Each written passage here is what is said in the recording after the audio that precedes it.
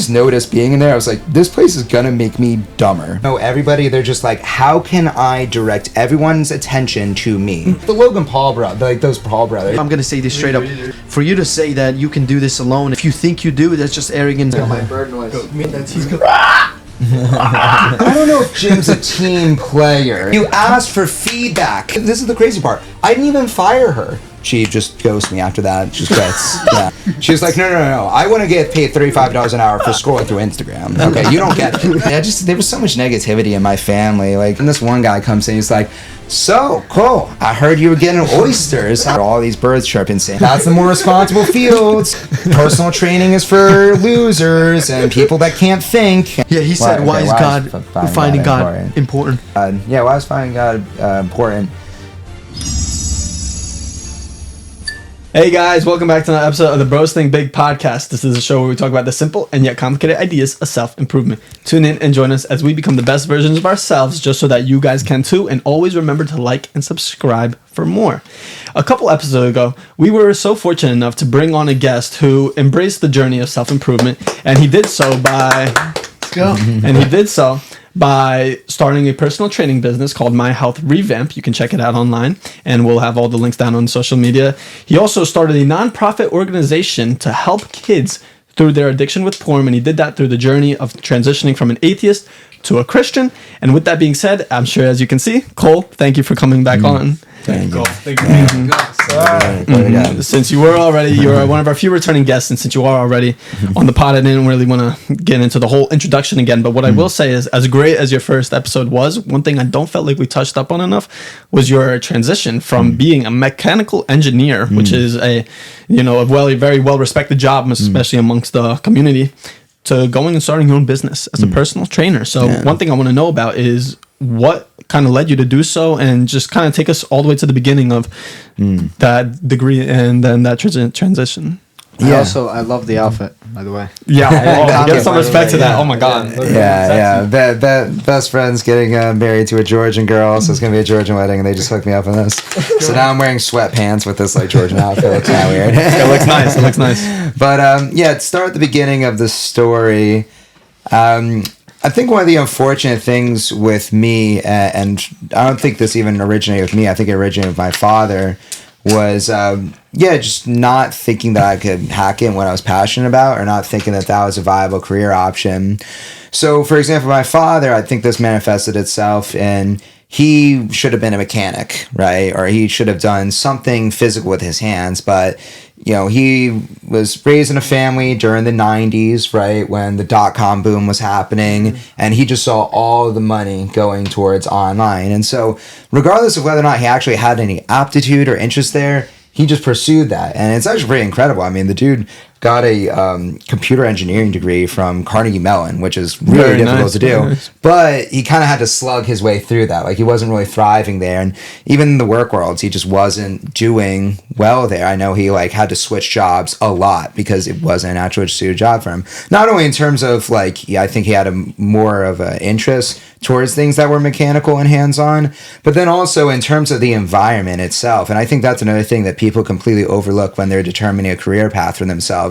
They always think about the field, but they never think about also, how am I going to be interacting with clients, employees, employers? So, for example, right, in the computer engineering world, it's white-collar fields for the most part, right? It's very corporate, okay? So there's a lot of office politics that go in there that you really have to mind your P's and Q's. And my dad's not good at that. Really, my whole family, we're not good at that. We kind of speak our minds a bit.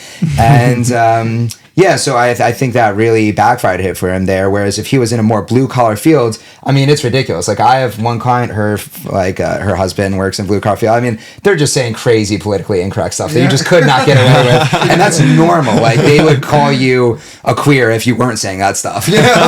It's the total opposite. You can get away with it. And he just would have thrived there if he had gone after what he was passionate about and started his own business within it. And so, but anyways, I think I had similar self-limiting beliefs. I think one of them was that I had to hate what I do to make money at it. You can't make money doing something you like, right? Like why would somebody pay you to do that, right? And if they are going to pay you to do something like that, like you have to be really, really good at it. You have to be the top 0.001 percentile. So, I remember my aunt, she would say to me, like, because people could see that I was lifting weights a lot, and that was something that I was really into. That was pretty one of the main things that I was known for in school. Like I did football, wrestling, lacrosse, but I think people knew me more so for my bodybuilding than anything when I was in high school. And, I was kind of floating the idea out there, but I remember my aunt telling me, she was like, everybody wants to be a personal trainer. Like, you're not going to be able to make it as a personal trainer. It's a super oversaturated, over-competitive field, and stuff like that kind of like really seeped into me. And then I always heard like engineering, that's always in demand, right? And so stable. And every time I would tell adults that I was pursuing engineering, I would get so much approval for them. Just tons of head nods, like, what even is thumbs engineering? Up. What is it? What even is engineering? So engineering, I mean, there's a lot of different subfields within it. There's chemical engineering, bioengineering, where they're going to be preparing stuff for like medical devices. Chemical engineering, you might be working for a pharmaceutical company, or, ideally, if you're going to make like a lot of money as a chemical engineer, you would actually get work from an oil rig or some petroleum company. There were co-ops when I was, and this is like 15 years ago, they were pretty much making like 6-figure salaries just as co-ops, it's just insane. They just get paid. That's what it's like. So there's that. Mechanical engineering is seen as the most diverse one, that you can pretty much get into anything with that. So that's one I pursued. So anyways, there's a lot of different ones. Civil engineering would be like constructing roads, bridges, and whatnot. But anyways, so I would get a lot of positive approval for that. So I just thought, that's a smart thing to go after. I just saw a lot of content online where people were jeering at, young people that would go after liberal arts degrees, things like that. And they'd say, that's so stupid. That's a waste of money, And so I just thought I was doing the smart thing. And then the other thing that motivated me to pursue engineering, I mean, it wasn't all just out of insecurity, like I just outlined. Part of it was. But another part of it was I thought the greatest thing that I could do for the world was be a renewable energy engineer. Like at this time, I was a diehard liberal atheist, and one of the biggest things I swallowed more than any is the world is ending like in T-minus 15 years because it's all going to combust into flames because of global warming. Like I was like convinced of this stuff because I just watched one global warming documentary after the next, and this stuff just like horrifies you. And a lot of these claims in it, I mean, I don't want to like divert too much into this, but they are just over dramatized. Like they would even like say fear mongering. Like even they would talk about like overfishing, and you just think about like what overfishing? Like 75% of the planet is ocean. Like we couldn't eat all the fish in the world if we tried. There's probably like 100. There's probably thousands of times more weight in fish in the world than there are humans. We can't even calculate how many fish are in the world because it's so vast. The oceans. Exactly. So, anyways, but these things were getting to me, and so anyways, I thought that was the best thing that I could do for humanity was become a renewable engineer, and mechanical engineering would be the best one to set me up for that. Anyways, then I go into it, and I was always pretty good in school. That was something that I actually got a lot of my self-worth from, especially when, as we talked about in the previous episode, I got addicted to pornography. I really isolated myself. I didn't really have a lot of friends. My life was kind of just like sports and school, and that I just really enjoy. It was almost like a video game, just seeing how high I could get my GPA, how high I could get my grades. And engineering school in the beginning was like that for me. I was actually really interested in the studies themselves, and I was having fun excelling in it. But then I got my first job, which was at American Airlines, and I had to go through a lot to get that job. I mean, I went to every single career fair that my school offered. I was the first one into the door, like literally would wait for them to open the doors and then go up to every booth immediately and try to get as many interviews as I could, like just wear like the sharpest suit I could. Like I was such a go-getter, not only when it came to my academics, but also in terms of like making sure I landed a job. Another thing that I had, so I didn't have God in my life, was I had like paralyzing financial insecurity. Even though I came from like I say like a upper middle class family, I was so worried that I wasn't going to be able to make it on my own, and I think a lot of guys have this insecurity when they didn't really work. I like have little jobs here and there. Like I worked as a tour guide for my university. I worked in the restaurant industry here and there, but it never worked out for me. So really, leading up to the age of 20, I had just been really good at getting good grades. I hadn't actually ever produced anything and earned money for it and gotten along with coworkers, which, I would shortly find out I wasn't capable of doing, once again, because my porn addiction was crippling my social ability so much. But anyways, I was really pursuing getting a job hard. I finally got one with American Airlines, and I was just like, this is it. I made it. I'm just going to like ride this off in the sunset. It was almost like for a second I forgot about the fact that I wanted to be a renewable engineer at some point. And it was just within a week of that job, I knew. I was like, oh, okay, something's wrong here. I think I might have made a mistake. And a lot of it, I was actually like fighting with myself, because I just thought like, no, this is what adults do. Like, this is what you have to do. Everybody, like, in my world, my parents, their friends, my aunts and uncles, they all worked for the most part desk jobs. So I just didn't really think that there was really any type of work you could do outside of that. And but yeah, it was just shocking to me like how easy it was, you know, for me to sit in class and whatnot, which you're sitting for 45 minutes at a time, but you don't realize you're able to get up and walk around for a good bit in between it. You know, a lot of times your classes aren't stacked one after another, but when you have to sit down at a desk for like 9 hours straight, because really it's 9 hours. You gotta have an 8-hour day, but then you have to take an hour lunch, and you're just like, I don't know, at this place that you don't want to be at for a really long time. If you hate your job, you know, hopefully you like your job. It was like what my dad experienced, you know, is white collar. It was kind of gossipy and political and whatnot. And I think I would do it better with it now, because I have much better social skills than I had back then. But it wasn't good for me at that time, because my social skills were what they were. And so like I'll give you like one example of a story. Like, so I remember they gave me this mentor, and he just like didn't like me. He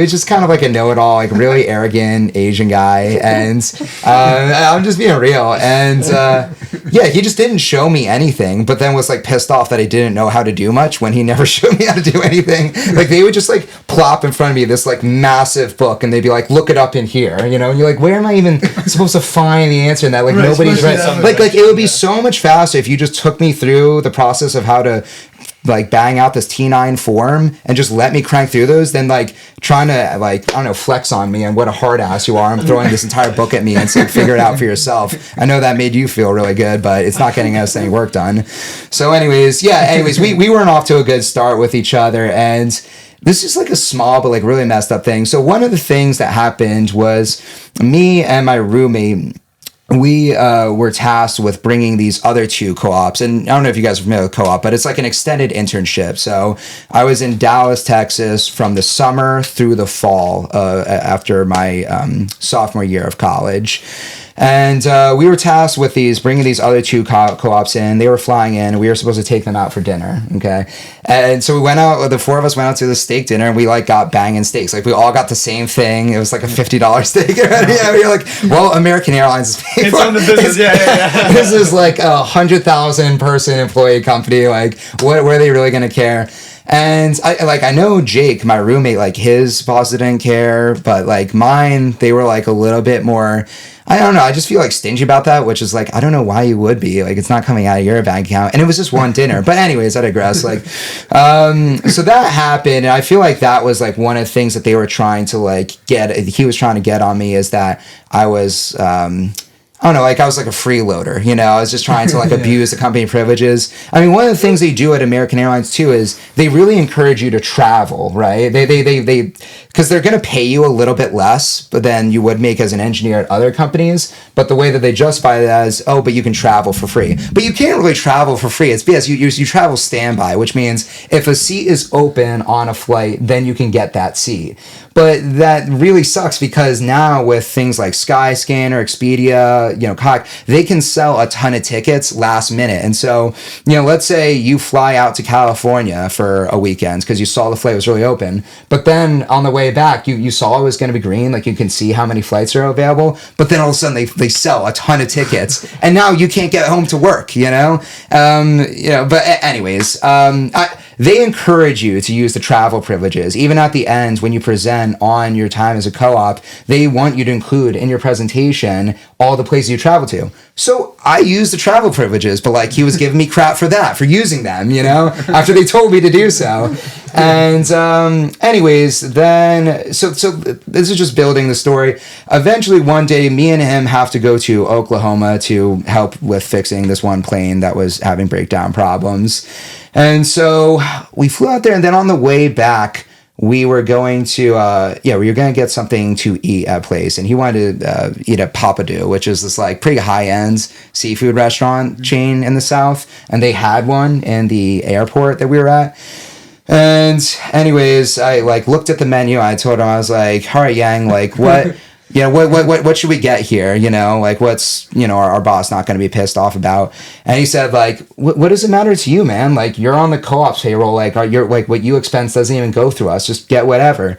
I was like, all right. So then I got like, you know, this one thing that like oysters and like catfish. I don't know what it is. It's like, yeah, anyways, Expensive stuff. It wasn't that bad though. So this is the thing. He asked me if I wanted to eat something. It was like he was setting me up for this. He ate a meal before that. I said no, I don't want anything. Then I got that one meal. I just had one meal. He had two meals. I had one. Like his totaled up to the price of mine, anyways. But anyways, so That's crazy. okay. So then, anyways, I come back to the office, and then this one guy comes in. He's like, "So cool. I heard you were getting oysters, huh?" And you're like, I was like, "What? Like, who told you that?" And it's like, yeah. So like, clearly, this like Asian mentor of mine, he was just like gossiping to the whole office, telling them that I was just like driving up this price. When I like told him I was like gonna get something cheap, and he literally encouraged me to get an expensive thing on the menu, you know, and then I confronted him about it, and then there was like this kind of like shit on it. I was just like, why would you do that? And he was just kind of trying to backpedal on it,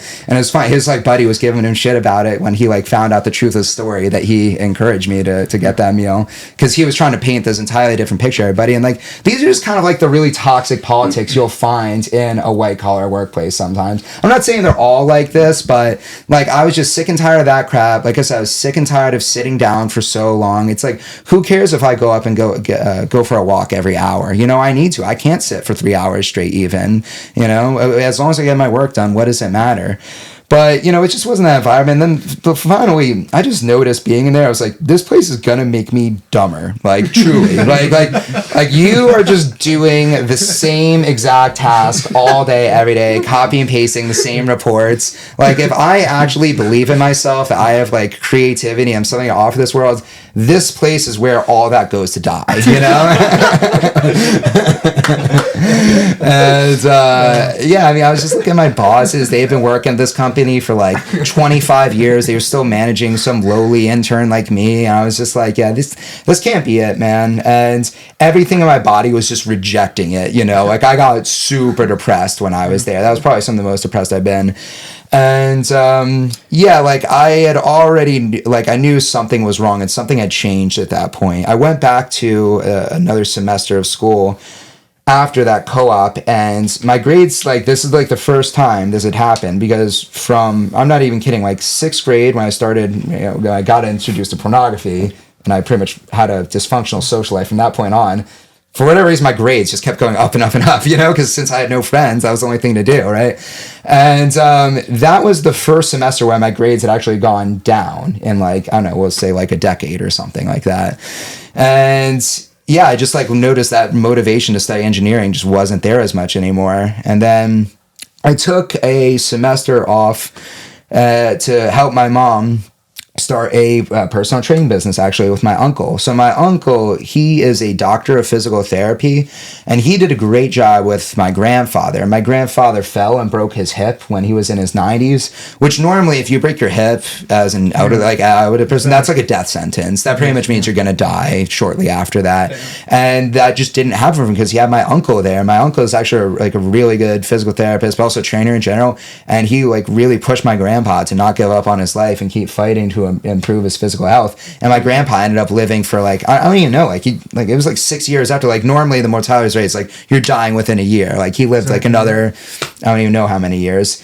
And so that's when they created this idea of instead of, because there's so much physical therapy for elderly people where it's reactive, right? The injury has already happened. And now we're going to try to trudge the long road back from that. Mm-hmm. The idea of the business was we're going to be proactive. We're going to train you leading up to this so the injury doesn't happen to begin with, or we at least put it off much longer so that you can have more quality life with the people you love, with your grandchildren and whatnot.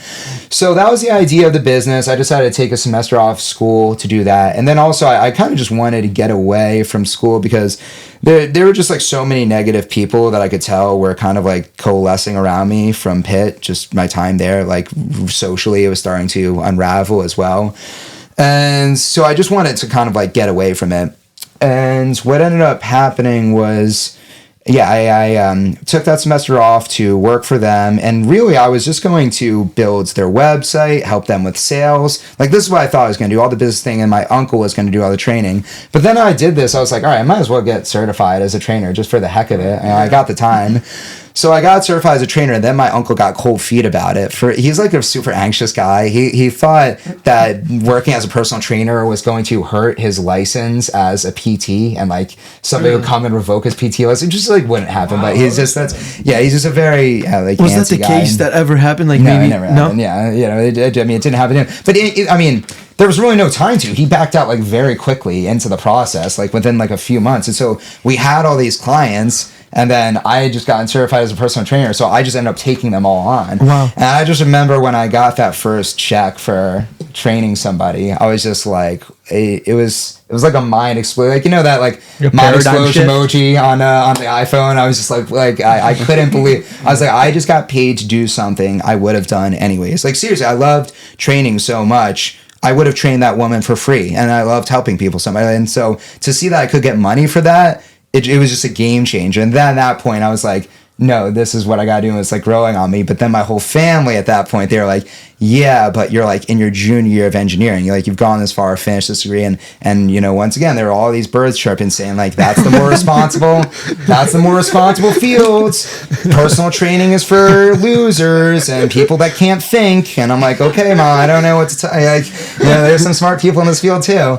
Not everybody in engineering is a genius. But anyways, so they really wanted me to go back again. I did one more internship for UPS, and like by the end of that, like I just told them, I was like, okay, is that enough? Because I did want to be respectful of my parents. Like, they had paid for a lot of my college education at that point, so I didn't want to just like up and leave it without their blessing. But once I gave like another job a try, that's what they wanted from me. I said, yeah, like I don't like it again.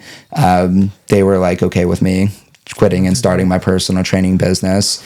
And at that point, I moved down to Charlotte, North Carolina. I just wanted to be by myself with my own thoughts, because there was so much negativity in my family. Like, my mom was kind of supportive, but I could tell she was kind of reticent about the whole thing.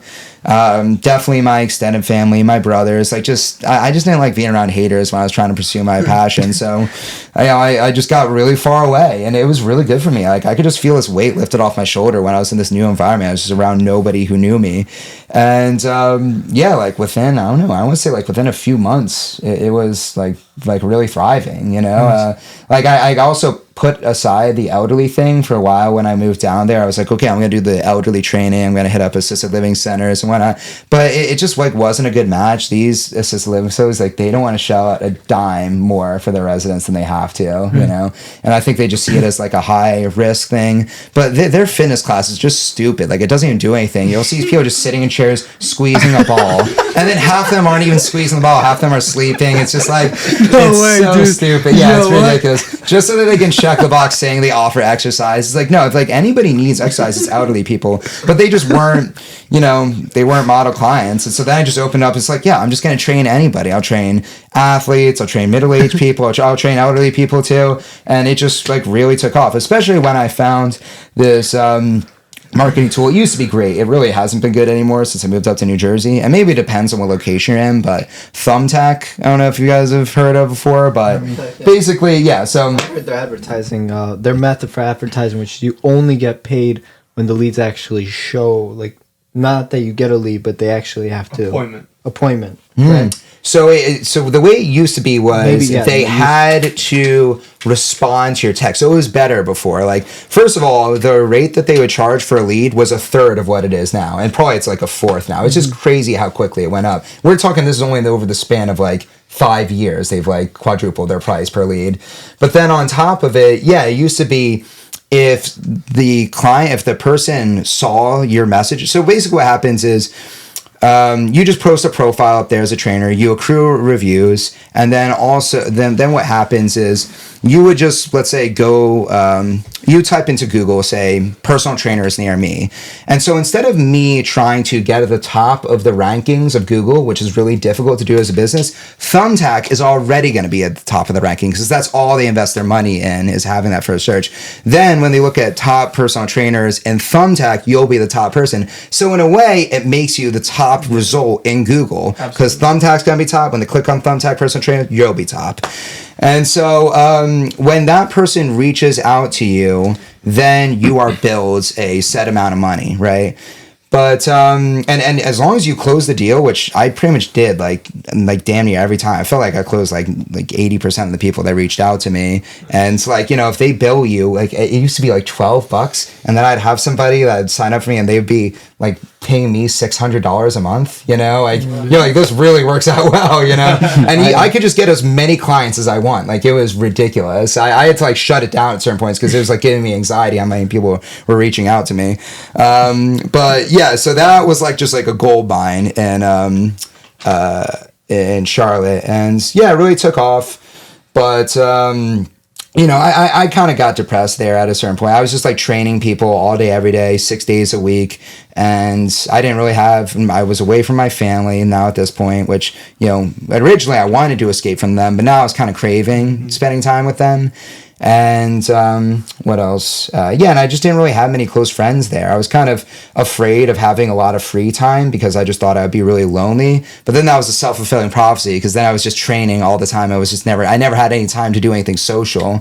So, you know, then I moved back up here to start my personal training business here in Jersey, and it's been much more organic now. Like, I got some original clients through Thumbtack, but most of my clients have come through word of mouth or people finding me on a Google listing. So, yeah, I mean, that kind of brings you through a good amount of the story. I mean, there's some things I left out here and there, but yeah, I'll let you guys comment. Yeah. Yeah, I really want to talk about... I just have one question right before. Thank you, bro. How long were you at Charlotte? It's just 4.5 years. Yeah, you're good. 4, okay. Yeah. I didn't know if you're talking like a couple months or... Yeah. Am I good now? No, you're good, Josh. No, I wanted to ask because going back to the people in white collar and stuff like that, it's like, even your family, everyone's mindset, especially the older generation too.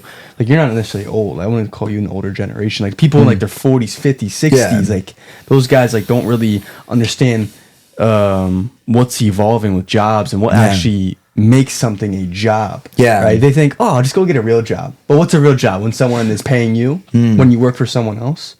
Like, it really is. There's so much opportunity nowadays, and people just do not understand, especially people who are older, like our parents, right? Yeah. Even your parents, right? Our family, or even just any older people in general, even the younger generation too. They're like, nah, you can't. Like, I have to go to college. What do you mean? Like, where else do I go? Right? Yeah, I mean, they're coming from the age of, exactly. They're trying to transpose what life was like during their generation onto ours. Yeah, not realizing that the landscape has completely changed. So one of the big cases of this is companies used to be super loyal to their employees and vice versa, but then companies became really disloyal to their employees. Like, they'll just fire you at the drop of a hat, you know? And I saw this when I was at American Airlines. So I worked at the Tazel power plant. We did the repairs for all the Rolls-Royce engines, GE engines. I think it was literally like the second largest engine repair facility in the entire world. So this is like just a massive place, and they shut it down when I was there. And like, I just saw right in front of my eyes, like a little under like 1,000 people get laid off like that. And these people had 25 years seniority, had been so loyal to this company. A lot of them like 40, 50, like I'm not even kidding, like the seniority dates you hear on some of these people was insane, and they just dropped them. Yeah. And that's something that the older generation doesn't realize. Like, you think it's great to work for the big Fortune 500 company, but it's not like it used to be, where they would, help you out, give you like, leave time when you had your first kid. If times were tough, they'd still guarantee you a job. Like, it's just not like that anymore. Yeah. When you're working for someone else, is it really more guaranteed than working for yourself? Yeah. No, and that's the other thing that I think totally goes untalked about. Like, my aunt in particular, I remember she would really hammer it that it's so much more stable to work for an employer and just get that easy check coming into your account. But first of all, that never motivated me, like getting paid the same salary month in, month out, regardless of how much I worked or didn't work. But then also, it's not stable because, like, they can fire you at any point. Whereas what I love about having my own job, having my own business is, I control my destiny. If I want to work and hustle more, I can always just put more time into marketing, get more clients. I can drop my rates, raise my, like, if I want a raise, I don't have to wait for a damn person to give me a raise. I give myself a raise, Exactly. Like, my prices are this much now, and that's freedom, people give it to me. Yeah. That's real freedom right there. Yeah, it is. And it's beautiful. And the other thing that, she just wasn't taking consideration is, engineering you might see as a really stable profession. It's not very stable if you freaking hate it. There's nothing stable about that. People are going to know at your workplace that you hate your job. They're not going to like it because they have to work it with you, and it's just going to rub off on them, and they're going to be looking to get rid of you, right? Whereas my job right now, you might say, oh, this is really unstable. Like, you're just totally supporting yourself. At any point, there could be an economic crash and people don't want to shell out money on personal training. But yeah, I just totally disagree. I feel like it's, I mean, the cool thing too about my job is, like, I mean, if you're working for a company and you get laid off, boom, your income just went to zero, like that, right? With me, I have clients come and go. I had 2 clients leave, in the past few weeks, and it's like, whatever. My income went down by like 2%, like 5% or something, but like 95% of it is still there. So who cares? You know what I mean? I mean, you always work as hard as you can to get 2 more clients. Exactly, back. and that's the thing. That's what. But you know what I mean? It's like you actually don't have nearly as big of swings as you have when you're working in the corporate world. It's when you have like a book of clients and your income is spread out among so many more people. I actually think it's way more stable. So, these are all things that I think go so overlooked when people are determining their career route, right? They only think about fields, but they also don't think about how do you relate to people, right? Like I don't know. It'd be interesting to see, now that I don't have my porn addiction, how I would do in a, bigger, let's say, group of work environment. But even when I did have my porn addiction, I was still able to thrive as a trainer because I relate really well to people on a one-on-one basis.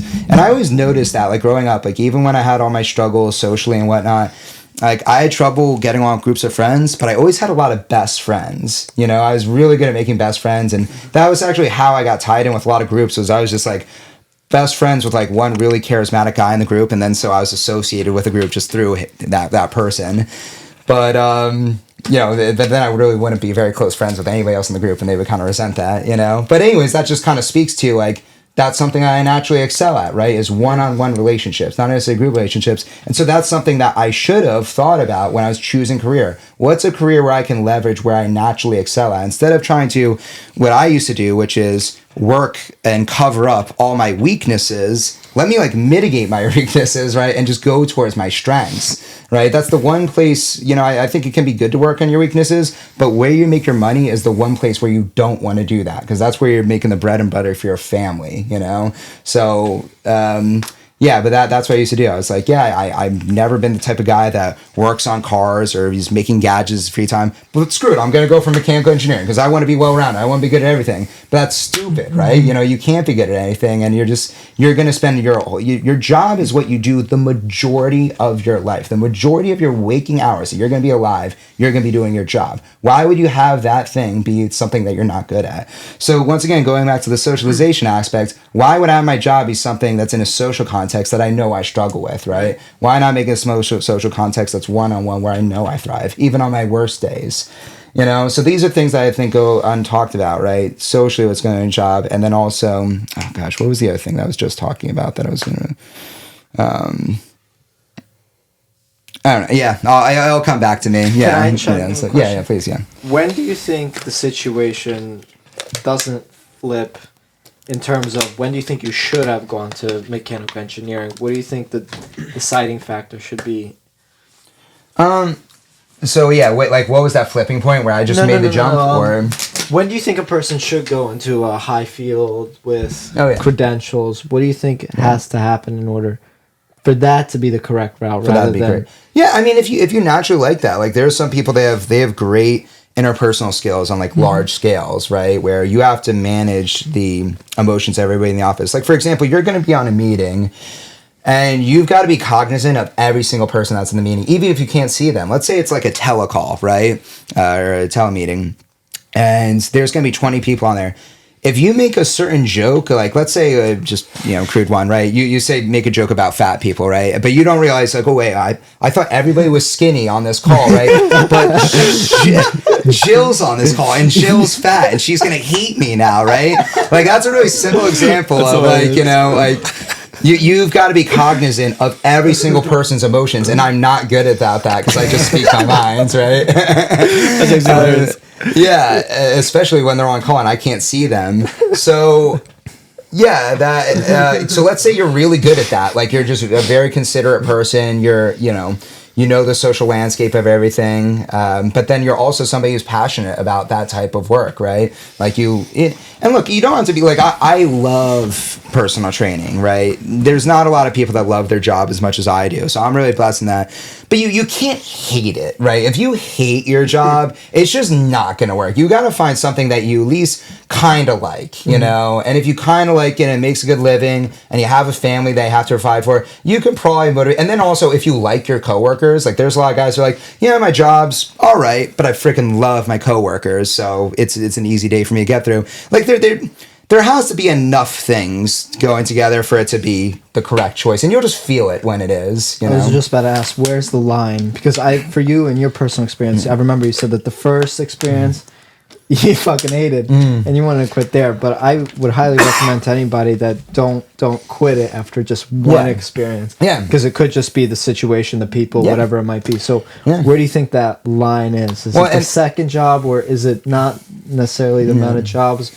Is it, where do you think it's? Yeah, well, it also depends on how far you went, right? So I think it made sense for me. Like I went to my junior year to take a second job and check out another culture, right? And that second job was better, but I was still stuck at a desk. And like, you guys can probably tell just from talking to me, like I have a lot of energy, right? Like that just 100%. Wasn't meant to happen, right? And so like I could like the people at the time. Like at UPS, they told me, like at my midway review, that I was the best intern they've ever had, like just during the projects that I was able to create. Now granted, I was taking a ton of Adderall at that time because I was so depressed. I was like super depressed. I was taking these antidepressants and I was just like, this stuff is just making me feel worse. I was like, but one thing that I know won't make me feel worse? Meth. That's really cool. That's pretty much what Adderall is, It's like every time I took that, I was super happy, and like I'm like borderline like suicidal depressed right now. So if I take Adderall, I know I'll be happy, and I'll just like get through this like tough period of my life. And it was really dicey because I was like really abusing Adderall, and I was like also taking this like anti-psychotic thing at the same time. For whatever reason, that helped to get rid of my depression, even though like because sometimes these like you can't really tell like when one ends, when one begins, treating depression versus treating some personalities. I don't know. Anyway, so but that it made me like really impulsive and just like crazy, that cocktail of things. But I one thing I can tell you, I wasn't sad, but anyways, I was just like cranking through work there. Like, holy shit, I bet the young energetic Cole, like you with your energy, oh my god, with Met. Stop. But it, even with that praise, like it didn't matter. I just knew, and I knew it wasn't where God. Well, I didn't believe in God at the time, but like something was pulling me in another direction, and so thank God. And that's another thing that, like I try to encourage people to do is like pay attention to your body. Like we see, anxiety, depression is always being a bad thing, but like these are signs that God gave you. Like we would never see it as a bad thing if you put your hand on a hot stove and you didn't have any pain receptors, which like this is an actual condition you can have, and so you just burn your hand. Like you want to feel that pain so that you don't burn your hands, right? The world would be a really scary. Is that place really to feel a pain. condition? Yeah, there's a condition where people can't. My friend always says that diabetes is one of the probably the worst condition you can have, because at a certain situation your pain receptors start to stop. Yeah. So imagine you stub your toe, or maybe not stub your toe, that's a bad example, but there's some situation. She even showed me a video where her whole leg was carved in. Yeah. I forget the situation. It was absolutely disgusting. There are a couple movies that portray it well too. There were maggots in her leg, and she had no idea. No idea. Yeah, there's a lot of like flesh wounds, and what happens is because people don't notice them, they get bacteria within it, and then it infects the skin. Like it's because it's detrimental as fuck. So carrying the analogy through, and say is like if you're depressed, right? Like you want to pay attention to that sign, kind of like the burnt hands on the stove, right? They like. This is your, like, if you don't believe in God, like your instincts telling you, like, this is not the best road for us, right? So, like, thank God when I was in American Airlines, like, I was depressed because I would have never become a personal trainer, which, like, anybody that's trained me can tell, like, this is what I was born to do, you know? Mm-hmm. I just get to help so many people now. And thank God when I was in Charlotte, towards the end, like it was in the beginning, I was really happy, and that was really the right decision for me to make, to move down there, to get away from my family, to start my business. But at a certain point, it was like, okay, it's time to go back home now, you know? And thank God I got really kind of depressed and out of control at the end there. I would start drinking more and whatnot, because it led to me coming home, and that was like the best decision in the world. Now I spend a lot more time with my family. I have great friends up here because I just think, like, you know, in my bones, I'm kind of just like a Northeast Jersey guy, you know what I mean? So I seem to just get along with everybody up here. And that's just another, like, I don't know, piece of advice I get to people is like, what was that like coming back, and then your parents and those people around you, your family, seeing you and saying, okay, did they ever push you back to? Oh no, they never pushed me because how did they? Dude, so this was actually the funny thing. So my dad was like the biggest hater on me becoming an engineer, right? Or sorry, becoming a personal trainer, yeah. And then it was like my second to last year. It was in my last year at Charlotte. I had him help me with my taxes, and he saw how much money I made, and like I wasn't even trying, like, because seriously, I could have trained so many more people, but I was getting my dance ministry going and other things like that, and I'd made, you know, $130K or something like that, and I was only like 26 years old or something like that, which, like, I don't know, like, for 26-year-olds, that's got to put you in, like, the top, you know, I think in New Jersey, the top 10% bracket of earners make, like, 100K or something like that. And so, and that's of household income, so that's two incomes together. Okay, enough about my income. I sound like a douchebag right now. But, you know, I'm just saying, he saw that, and he was like, okay, well, and so now he's like a huge supporter of me, because for him it's just all about money. But I'm like, Dad, even if I wasn't making that much money, like, I'm doing what I love now, right?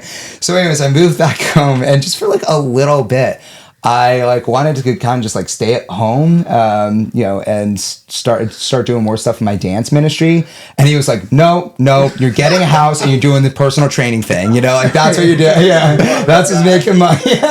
So now he's like shoving me out the door to do more shit. He's like, I will pay your rent if you do that. I was just like, okay, now you're being a dick. Like, I've been like back home for like a week or two. Like, you're already trying to push me out. He's like, man, you're gonna have to do some like chores around the house, like some shit, man. Like, we gotta get you out of here. Like, I was like, wow, Dad.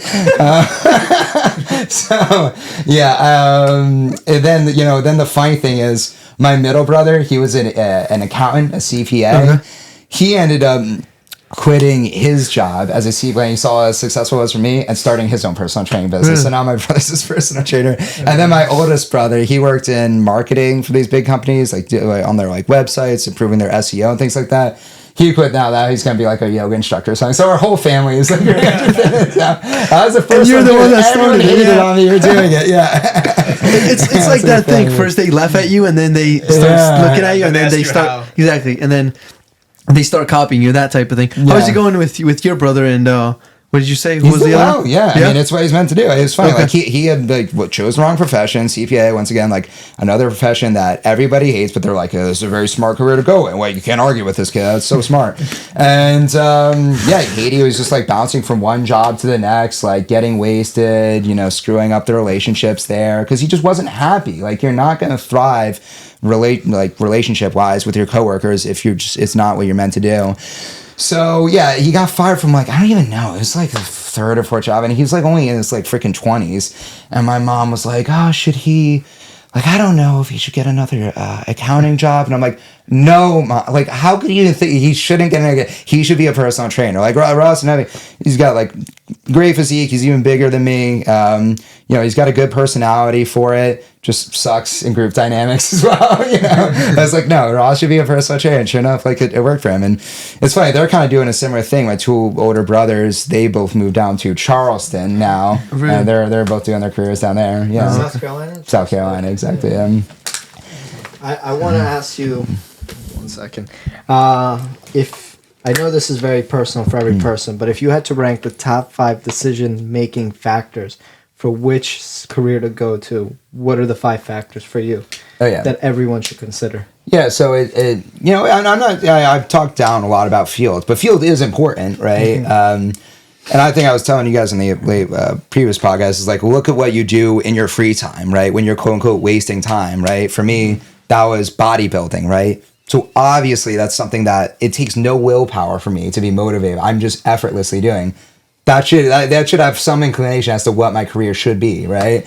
And so, yeah, look at what you're passionate about. If you had, and once again, like you said before, if you don't feel passionate about anything, you're probably depressed. You need to come to God and you need to get unaddicted to porn and drugs and all that stuff. And then when you do, Carl will come back in your life and you'll be naturally passionate about things. So, but that's the field is the first one.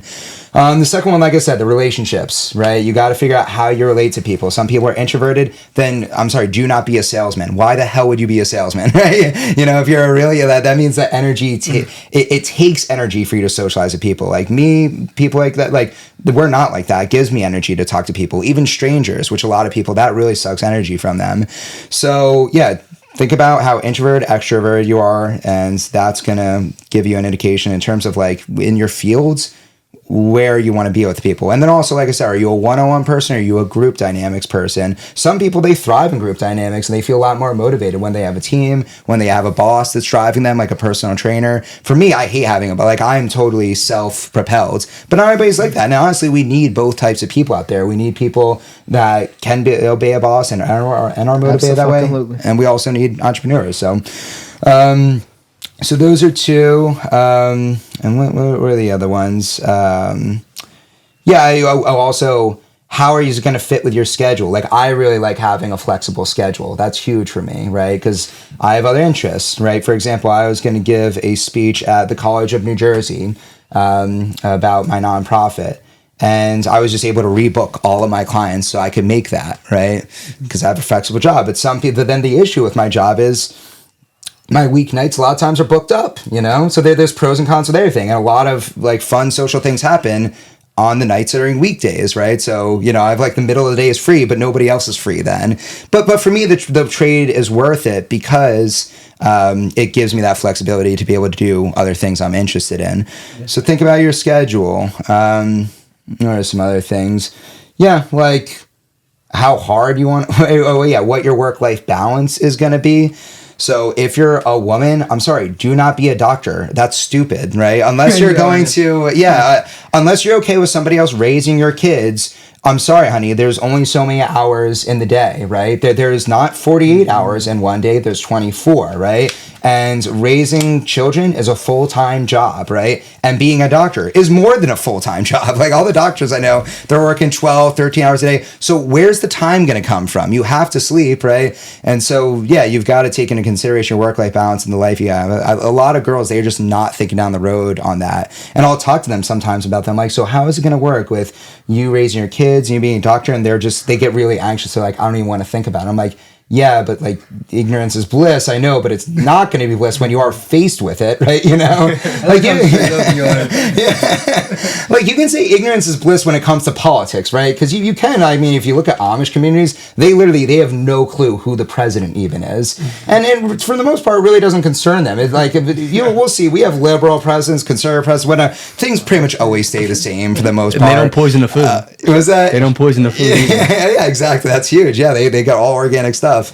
But you can't. It's not the same thing when it comes to a reality you're going to be faced with, right? When you get that degree, when you go into being a doctor, and then when you get pregnant and give birth to that baby, you are going to be faced with that reality. It would be like, I don't know, yeah, like the Amish trying to tune out Donald Trump, Kamala Harris, and now they're like right at their doorstep, and they know they're coming. You can't avoid it, right? The Republican National Convention is in Lancaster, like it's being right, and so it's not like something you can just tune out. You're going to be confronted with this reality. You're going to have to deal with it.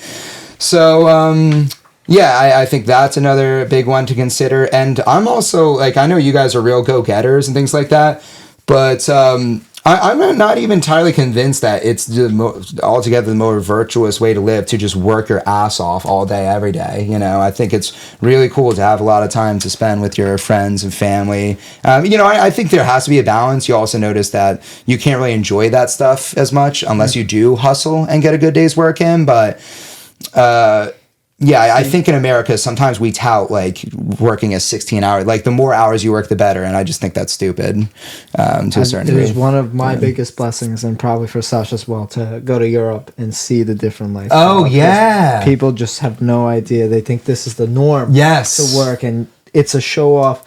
And just to see the difference in terms of how happy, and it's not necessarily even the happiness. For me, it's they just don't care. They don't get bothered as much. They have a smile on their face way more often. It's not because of any situation besides the fact that they just don't care how much they work or as hard. They just care about being with their family. And again, that's completely varies on the person in terms of what kind of person you like to be.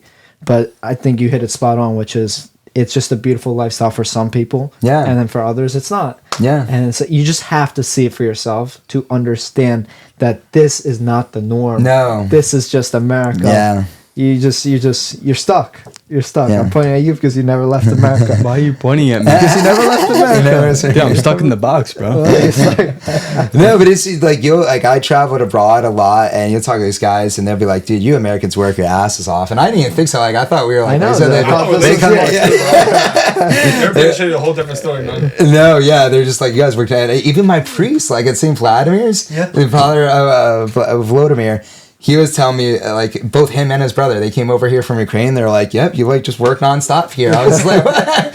He's like, over there in Ukraine, like, you can just not even work. What do you do, man? So, like, because these people, like, they kind of live off the lands. So, like, they'll farm a little bit, but they'll also, like, it's not looked down upon to live at home with your family longer. But, yeah, in terms of what you do, yeah, I mean, I would kind of wonder that, too. But I think they just have such more active social lives. Like for us, we as America kind of have like a grander scale of what I was going through as an individual, right? So there's nothing, because we put so much of our time and effort into work, and capitalism is driving up our GDP as much as possible, whether or not it's a good thing and whether or not it's coming at the expense of the health and happiness of our people, right? It's led to this culture where there's really nothing fun going on. There's not a lot of community festivals. There's not a lot of like family activities, even within your own family happening. Yeah, I mean, and even the bar of the weekend sucks now. People don't know how to socialize. It's not fun. Like if you go to a bar, like when you're 21,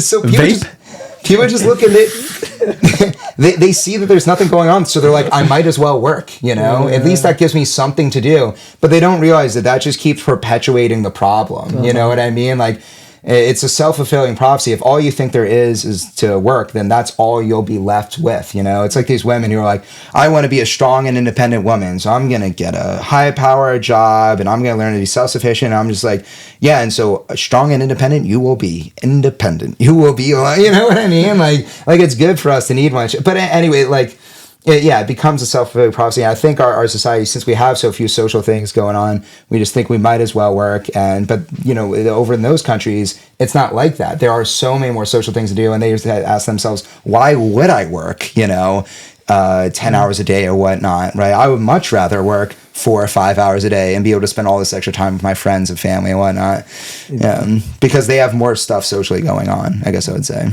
Where do you think like your work fits with like purpose and stuff like that? Work fits with purpose. Yeah, I mean, for me, like where the way that I assess anything that I pursue is I look at my society, right, and I see where something's missing, and I try to plug up that hole, and I try to combine it with something that I'm naturally gifted at, right? I'm not working at my weaknesses, I'm working with my strengths, because I only got one life, right, and you only have so much time, so I'm going to maximize what I can do with my strengths. So, like, my dance thing, right, like, when I was coming up, I don't know if I said this to you guys before, but like, I didn't take dance, of course, like, growing up. As a guy, you just do sports, right? But then I started going to concerts when I was in high school and college, and all these people would ask me, like, especially when I started going to bars, if I was a professional dancer. And, like, that, it started happening, like, every single time I went out. So then at a certain point, I was like, all right, I think this is a gift that God gave me. I wanted to do something with it. But really, where is there room to do something with, like, freestyle dancing? Like, there's not really much to contribute. But with partner dancing, there is. And that's something that's totally missing in our society today. And another thing that sucks about our society is the only way you can meet somebody is on a dating app, right? And everybody hates this. Like, if you talk to people, like, who are my age that are single, like, we're just, everybody hates dating apps. But it's all we've got. And so I want to provide an opportunity for people to meet in person, right, where their personality can shine. And so I plugged up that one, right? With nutrition, with fitness, I think I offer something unique, right? I obviously look at my society and it's massively overweight and sick and unhealthy. So I like to offer something where I incorporate nutrition to such a high degree with the fitness coaching that I do, right? Because a lot of trainers, they just see themselves as trainers and that's it, right? Like, okay, I gave you a good workout, but for a lot of people, that's the biggest thing that they need is help with nutrition. So I came up with, it's not my own brand of nutrition, fitness, because there's a lot of trainers out there that focus on nutrition. But, I think in my area, I'm one of the only ones that focus on it as intensive as it is. I actually cook my meal plan in front of my clients. I have them weigh in every single week and take a picture of the number on the scale and text it to me, right? And I, compare it with the previous week and send them, they send me their steps and, I like motivate them along the way. A lot of trainers, they could give a damn how they'll just look at you and they'll be like, I think you lost weight or you don't lose any weight. They're like, it's because you gained muscle. I'm sorry. No, it doesn't work that way. Like the rate at which you can gain muscle is so much slower than the rate at which you can lose fat. And I'm sorry, this person's 300 pounds. They need to lose fat, and the scale's not going down. We're making a mistake. You as a trainer are the one who's making the mistake, because they're paying you to get this right. So, I think I offer something unique there. And then with my nonprofit, obviously, this destroyed my life, my pornography addiction. And, I think that there are 3 gifts that God gave me. I think it's my dancing, my training, motivation that I can do there, and then also my public speaking is something that people commented on my life. Yeah, and so okay, so what's the best way I can use my public speaking on other than something that I'm so passionate about, and there's like this perfect opportunity with this bill that's sweeping across our country, but it's only been passed in conservative states. I find myself in a liberal state where it's going to need extra work, it's going to need extra push to get to go through, and so I think God put me in the state for a reason like this, to get it pushed through in the first democratic state for it to get passed in. I'm going to use my voice, I'm going to use my public speaking abilities to do that. So yeah, like in terms of like finding purpose, to going back to the root of your question, I would say that that's how I do it, right? I just look at my society, what is missing, and then what are my natural skills, and how can I combine one of those with something that's missing in my society that can help my people. Can you show us your dancing moves? Because I don't believe you. I don't believe it, Cole. Okay, it's not going to happen. It's too late. You always have to come to one of my dance events. Then One time. Actually, wait. There's actually one on my Hinge profile. it then. I'll give you this. This one was taken while I wasn't even looking. You're on my, Hinge? I thought you were just hating on dating apps. I do. I am hating. You hypocrite. No, I'm just kidding. I am a little bit of a hypocrite, dude. It's so difficult these days to meet a girl. No, you know what just though? gotta I was try gonna comment. We're actually slowly pushing past that. I see a lot of like a huge trend in like run clubs, and that's becoming the new thing. That's quote unquote oversaturated in run clubs. Okay, yeah. But there are so many better ways around that. And I've even thought of a couple. Like running, like you go on running clubs. like you just like with a group of people you run. No, that's a pretty big thing. Get Josh on a run club. Josh, no, I've actually thought about some things for Josh, literally, and like there's the whole problem with the run club. This is a completely different topic. But we're slowly pushing past that, and I would go from Hinge. Okay. I would go from Hinge to like. But the only thing is, your viewers aren't gonna be able to see it. But I'll let We you. can, if you can send the video to us, we'll throw it on the screen for them. That's that's just nice, like having Cole. fun to music, you know. I've always wanted to learn how to dance, so maybe I'll have to go to one of these So events. that's not even structured. That's just kind of me freestyle, you know. But You're very in unison. with the that's the thing. I think I just kind of like feel the music, and it's not. It's sort of like creepy how flexible you are. Like, I feel like you can do one of these. You know what I'm talking about? Okay, all right, yeah, not bad. Yeah, that's But yeah, And it makes everybody's day brighter too. Like when you just dance and stuff, it's just a fun activity to do, especially when you can do it and you're not shy like you. Hey, that boy moving, yo. Well, I think what people like about myself, it's not like I'm doing any crazy Actually like. tough. This is my You know, Josh does. Bro, do we all not go to the gym? I'm the only one bro's who curling. does that. Bro's curling. I'm the only one of these girls, clearly.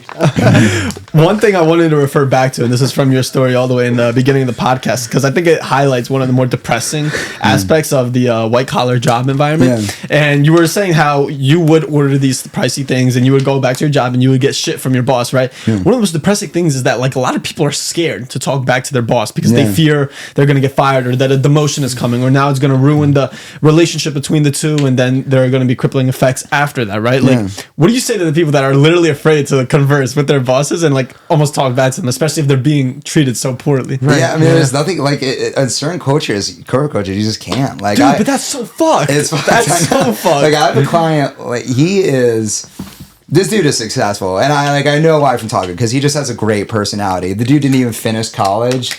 He's just like a sick salesman. Like he was selling stuff when he was in college, and he's just like, all right, dude, I hate school. I'm already doing what I do anyways. I might as well just like drop out and do it, you know. And now they live in it's a 10,000 square foot house in Moorestown, like right on like one of the most like high end streets. And but yeah, he was telling about this like new company that he's selling for.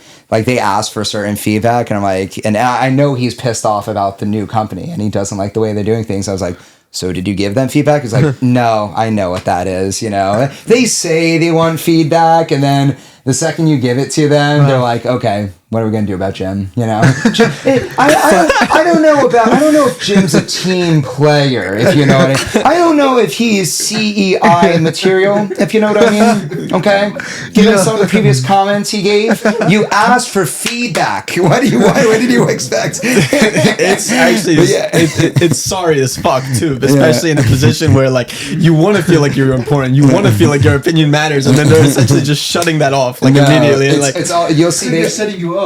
Yeah, and all this fake gay culpa culture. We're like, we're about honesty and trust here. You know, like they all the same, just super vague adjectives that they put up there, and it's like no one follows it. It's just like dude, the thing is, it's the companies that say that do not go off by that at all. Holy shit!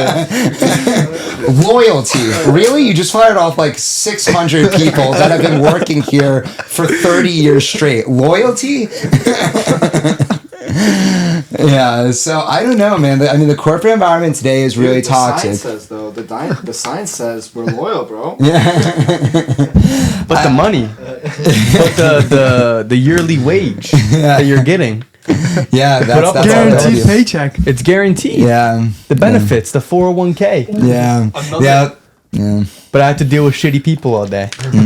Another thing about that is I wanted to know if you know this quote. I bring it up kind of frequently. It's by Jim Carrey, he had this story, Oh, right? yeah. Where we were talking about stability. This fits in perfectly for that, amazing. where Jim Carrey was literally explaining on a stage how his story is of his father. He wanted to be a comedian, whatever, but he was told the same things you kind of mentioned, the birds chirping, whatever. And they were like, oh, it's not going to be well paying enough. You should go be an accountant, just like your brother. And that's what he did. And then eventually he got fired from that job. Yeah. So for the whole stigma to be, or not stigma, the whole, or the idea for to be like stability, whatever, and it's guaranteed, it's such bullshit. Yeah, because you, the same way that you can quit whenever you want, your employer can fire you whenever you want. It could be as simple as, oh, you talked to my wife the wrong way, you're fired. That's crazy, right? Or Like, they'll even do crazy stuff. it's not a quote, it's a story. It's not a story. It's sorry, it is a story. The honesty is clearly not. The honesty isn't here. I wanted to throw Josh off, but You see, they do these weird things where it's just this constant turnover. Like they'll hire a bunch of people and then they'll just fire a bunch of them. You know, it's like they're indecisive and they do all of it. Like you just wonder how, because I have lots of young clients too that I train, and they're like spending 1 year, 2 years at companies just bouncing. I'm like, how could this even be productive? Like you just learned how to do the job and you're already on to the next one. Yeah. And somebody else is paying you more money, and they like, heck, like this is the way to make the most money as a young person is to just keep switching jobs every 2 years, like get a promotion, then leverage that new title to get more money at a new company. But it's just like, clearly if we're trying to be as productive and efficient, which ideally we would want to do as a society, so we could just get the work done quickly, so we could spend time with our friends and family again. This is obviously not the way to do it. You know? it's like corporate's running the train on you, essentially. They're so. I had another client. He got a job recently where this new job, he went from making like 70K a year to 100K a year just in one job switch. This is insane. And now he's fully remote too, so he got everything he wanted. That's great. And they didn't give him access. Like they were screwing him, giving him access, because so you guys will see when you get jobs, there's this period in the beginning where they've got to give you access and permissions to different software that they have. And ideally, you want that to happen quickly so you can start utilizing your employee. For like a full 2 months, he didn't have accesses. So he was just working virtually from home. Really, he was just playing video games and reading fantasy books and whatnot for 2 months. And he was making 6 figures. That's crazy, dude. What the fuck? Like, that's Sign me up. I mean, yeah, the corporate is really becoming a joke. Like my little cousin, I was able to get him a job at Wells Fargo because I trained an executive at Wells Fargo down in Charlotte, and that's where they have their big hub. And yeah, like he talks about how like, so he has to go into work 3 days a week only. And so on the 2 days that they're from home, he was the first one to do this, but evidently all the young people are doing this. They use a mouse mover, which basically they look to see that you're active and online. Wow. And so if you have a mouse mover which just intermittently moves your mouse, it'll just always show that you're active. And so people always think that you're working. You know, I mean, it's so he got 12-hour days. And then, and then the days that he does go in, he said that so you can badge in and then it'll see when you come in, but they don't see when you go out. So there's a lot of people that will badge in and then just go right around the turnstile and go right back out. It's it's just insanity. You know how little people are actually working in some of these jobs now. You know, wait. So if the guy was not doing anything, how was he making that much money? Like you said, 6 figures. How? Because they have him paying him a salary. So when you work in the corporate world, you just get paid every 2 weeks. Okay, most companies are bi-weekly, and so whatever that 6 figure is, let's just like you divide it by bi-weekly payments or whatnot. I forget what's so it should be, I don't know, let's say he's getting paid like $4,000 every 2 weeks. 104. Right, wouldn't it be $4,000? 104. You times it by 104 because it's it's okay, but anyways, Well, yeah, 52 times 2. If you want to pay 2. let's say he's making, I think he'd be making $4,000 roughly every 2 weeks. Okay, so he's just gonna keep getting paid $4,000 every 2 weeks, you know. And they hired him to have this job. It's not his fault that they don't have accesses to him, right? So he's just getting paid that entire time, regardless. And I'm just saying. What was that? Doesn't he have to do something? He doesn't have the access as he can. It's their fault. I'm not saying it's his fault. It's their fault. But I'm just saying this is how like inefficient these companies are. When they would go back to them and be like, doesn't corporate places do like weekly reports or some shit when they come back to me asking what I did. I mean, I paid for it. a lot of the ones I did, they didn't do a weekly Wow, report or that's anything crazy. like that. Some of them do. I don't know if you recall, but the layoff when Elon Musk took over Twitter and he laid off like 80% of the workforce, and yet their productivity reduced like 5%. Yeah. And then Meta and every other single social media platform did the exact same shit. Where they laid off like 75% of the workforce, almost every single company. And you know what happened? Their stocks went up. Their stocks went up. Yeah. Oh, it's ridiculous. Like if you guys go out to the like corporate fields, like you will see how little work gets done there. It's shocking. That's funny. And look, to a certain degree, I get it. Like white collar intellectual work, it's tough to do. Like it's tough to focus on a computer for a long period of time. But then let's just call it what it is. Like let's just go into work for 4 hours. I just hated, especially when I was working at these companies like American Airlines, where you had to be at your desk for 9 hours, and whoever was at their desk the longest was the longest worker, regardless of whether or not they got a lot of work done. You just had to waste your life there. I just hated that. It's like, like we all know that we can get our jobs done in 3 hours. So why not just call it that? You know, you're like going back to Europe, and we were talking about a lot of European countries now, they've gone down to a 4-day work week. I've seen that, and there are some places here that have done that, and they've been proven to be more productive, which is interesting. 6-day work week introduced in one European country? Really? I forget which country, but they're gonna the hit first that. country. They're cooked. Yeah. Was it more? what? Do you remember the results? No, it just... Oh, it hasn't been implemented yet. They just proposed the bill or something. Okay. I'll search up which country. That's really it was. interesting. 6 days? 6-day work week. So your weekend is 1 day. Which country? One thing first thing I'll refer back to is, Josh, the quote is, you can fail at what you don't love, so you may as well try and not fail at what you do love, something along the lines. And the second thing is, we've already talked about like how employers are dicks or whatever, and they just lay off. But what's interesting is Gen Z is getting like fired at a tremendously higher rate than typically. I wanted to see like what can we as the employees do? What do you think we as the employees could do differently? Quit. There probably are some issues. Like, for example, like I tried hiring. Greece. Was it? It was Greece. Do you know what the results are? Better? It just got introduced in July. That's because Greeks don't work. They're like trying to push their people to actually do something. They're like overshooting it. You're show more of the overcompensating. islands. The islands are beautiful there. Yeah. Well, so what do you think? Like the Gen Z is doing wrong in this? No, the Gen Z generation definitely has issues. Just be real with you What are guys. some of those? So like, cause I tried hiring girls for my dance business, and it was just insane how flaky they were. You know, they would like set up interviews with me, not even show up. Their attitude was crap. You know, there was this one girl I hired. I was paying her $35 an hour. Wow. And we would dance together, and then we would do some social media work together. I gave her a list of, like I was like, okay, I want you to so go on Facebook here, find events or different, companies that host events that we could partner with, and reach out to them, right? While you're doing that, I've got to be on this conference call with this, it was these Catholic churches that I was going to run a dance event with. Anyways, the call goes for like a little over an hour.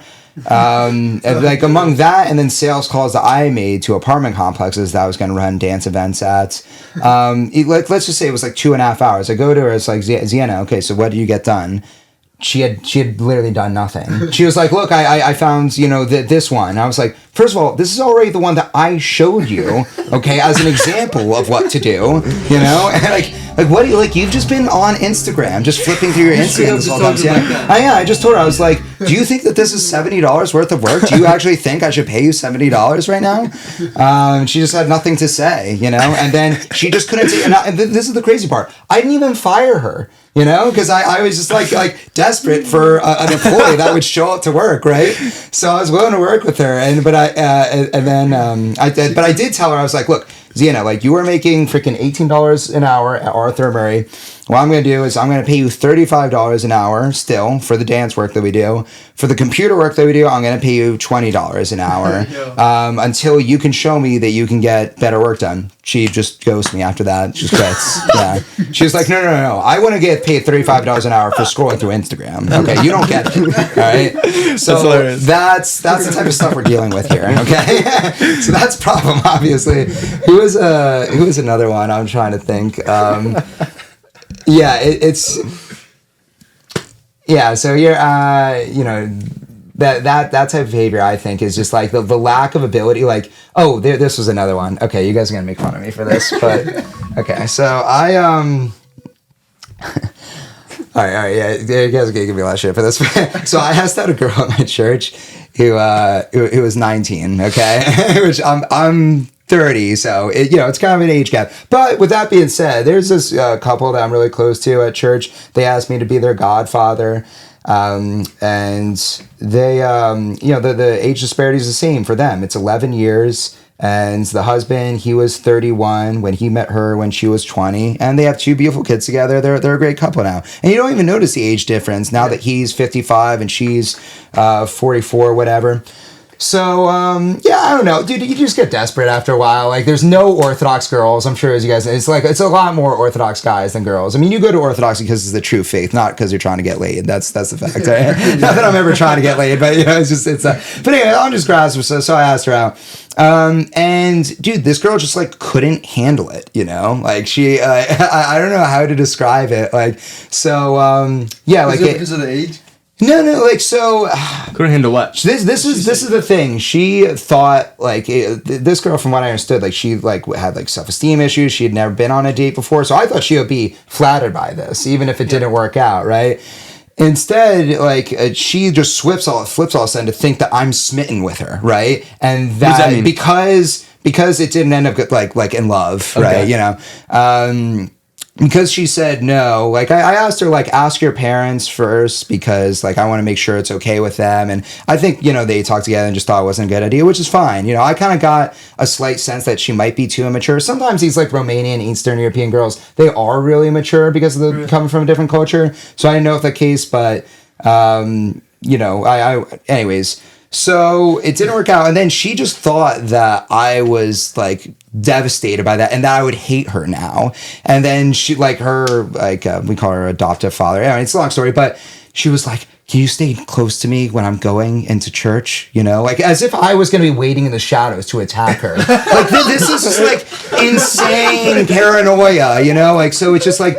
It's not only like the laziness with like the technology is putting on them where like the attention span is shrunk. My little cousins, they can't watch a 10-minute YouTube video with me. They lose interest immediately. The phones come out, they start scrolling, right? Let alone a movie. I felt like movies, we used to think of that as like the lazy thing to do, like read a book, right? Now, like the way that we used to see reading books, like your generation is going to be seeing movies like, whoa, You watched a full movie?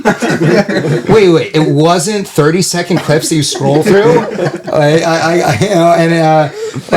TikToks, there's like like you want to watch a movie or something and it's like part 1, part 2, and you keep scrolling. That's how it is now. It's crazy. Exactly. Yeah. And that's where, so it's the attention span, but like even more than that, I think what's annoying, because like, look, my attention span's not great either. But like that like emotional fragility that you guys, and I'm not saying all, because I know you guys aren't like that, but your generation largely, like Ziana, like I didn't even fire her. I was willing to give her a second chance, but just like couldn't take any feedback, right? Just like ghosted me, quit the job, right? This girl from church, just like couldn't handle a guy asking her. I was like, how is this a bad thing? She should be flattered. I'm not upset, And it's like, it was like this whole debacle. And the parents, they were mad at me. I was like, what are you mad at me for? They're like, you should have asked us before you asked her. I was like, I did ask. I told her, ask your parents first to see if it's a good idea with them, but they were like, you should have asked her, because I was supposed to know that she was going to have a meltdown over a guy asking her to coffee. You guys are making it sound like I tried to like wine and dine or something. Like it's, this couldn't be any lower stakes, But just like complete fragility, and I think that's so true too, because even with people's mindsets, definitely our age and a little bit younger, with work itself, it's like they would do anything but want to go to work. Yeah. Right. And outside of work, what are they doing? They're scrolling. Yeah. They're gaming. They're beating their meat. They're fucking eating shitty foods. Yeah. They're escaping into these things because of the fact that the work that they do is unfulfilling and that they hate it. Yeah. So what they do is escape into things that lets them escape from the fact that they're unfulfilled. Yeah. No, I So don't think it so. really is sad. It's like there's so many distractions, so many. The next thing, new trend, shiny object. Oh, this. And there's so many things pop up in our faces nowadays, and like we talked about on the last podcast with different problems that we're dealing with nowadays versus the generations before us. How it's like this is something new that we're dealing with. Attention span, right? Yeah. It's like it's like evolving, getting worse and worse and worse. Yeah. And it's like it's almost like everyone's like splitting it. There's people who are getting really good at attention and people who are just shit at attention. Yeah. So Yeah. it's just like it really is a divide. Yeah. And then I think there's also an issue, and it's not just your generation. I think it's my generation too. And I mean, we're roughly the same age. So you guys are all 20, and then I'm 30. So 10 years though, a lot changes in that generation time. what I'm is it technically called? millennial. Millennial, Yeah, okay. I'm not like the bottom Am I edge Gen- of are we Wendy. Gen Z? You guys are definitely Yes, Gen Z. bro. Yeah. What? You guys are like firmly Gen Z. What is it? It's just Gen it's Z? just a What's label, up? bro. It's like there's like dates. You can look up exactly what the date cutoff What's is. next? I Is it think Gen- it would be Gen like 1995 to I don't know, maybe like 2005 or 2010. But and now you have Gen Alpha. Anything past 2000s is old. Anything under 2000s is old. Yeah, it is gonna be That's how cool. we I always think like when 25, I'm like if I live to be 100 or whatnot, or like to be able to tell my kids like I was born in the night because like I was born before a millennium, you know, which I feel like it sounds so old. Like imagine today when you hear somebody say like. Well, it wouldn't exist today, but if you heard somebody that was born in like the 1800s, I mean, it doesn't exist now, but you know, in the year 2000, there were some people like that. They're over 100. It would just blow your mind. You're like, what? You lived that good? Like I'll be able to say like, yeah, I lived the I was born in 1994 when everyone else is in like 2100 or you know, like all they know is 2000s. You know, yeah, it'll be cool to say, but. What was I gonna say about the your generation though? Yeah, I mean, so I Maybe the hope you guys can get attention- together. the Yeah. attention Oh, span that's is- what I was that's gonna what you say. mentioned. Yes. So the other issue that I see is like everybody wants to be watched and listened to, but nobody wants to do anything. You know what I mean? Listen and watch. Yeah, like people, they just and that was one of the things I said to myself is like I do not want to be another talker. Okay, like I want to be like you know, like I want to get bills passed, call right? it- I we want to call it actually change yapping people's now. lives. What was that? We call it yapping. Yeah, exactly. And you know, I think that there's a time and place for that. You know, I think there's great content you guys are creating. Like, I'm much more likely to consume a podcast realistically than I am to read a book. There's I'm good just being yaps. real. There There's are some good yaps. But I'm just saying, like, there also has to be counterbalance with like go out and actually provide something concrete to your society. Whether it's detailing cars, whether it's helping somebody get in shape. And if you are going to be an engineer, like designing something that is going to actually make people's lives better. But, you know, everybody, they're just like, how can I direct everyone's attention to me through showing my body, through doing some crazy, stupid crap, you know, like covering my body with shaving cream and like doing a backflip into a swimming pool. Just like they're all doing like weird, like just how do I get attention on me? And like the Logan Paul like those Paul brothers. Like when I saw them, like one of the things that was so sickening to me about, because I was just like, who the hell are these guys? You know, they first came on some air because I'm a huge mixed martial arts fan. And then he was boxing Tyrone Woodley. I was like, I'd never heard of him before this. And then I looked into like one of their videos, and the first video I saw, it was of Logan Paul punching a pumpkin. It was like this massive pumpkin, and he was just like throwing hooks. I was just like, this is the most mindless crap in the world, and this is making people stupid, right? But like, you know, impressionable kids who don't have a lot going on at home and whatnot, they're just looking for something to pass the time, and they'll consume this content. And so, you know, you just see these guys who are attention whores who will do anything to divert attention to themselves, whether or not the manner in which they're diverting attention to themselves is actually good for the people who are consuming it. You know, it's just sickening to me. I just see so much of that crap. Do you think know? it's like degeneration right there? Yeah, total degeneration. Yeah. Do you also think it's part of it, like taking advantage of kids in a way? Because there's a lot of shit coming at like Logan Paul, Mr. Beast, and someone else because yes, because they came out with like a new lunchbox. Oh, I was gonna really? mention- Yeah. and Lance it's- made that video. Shout out to him. Oh, for real? Yeah. It's like a lunch. You remember Lunchables? Yeah.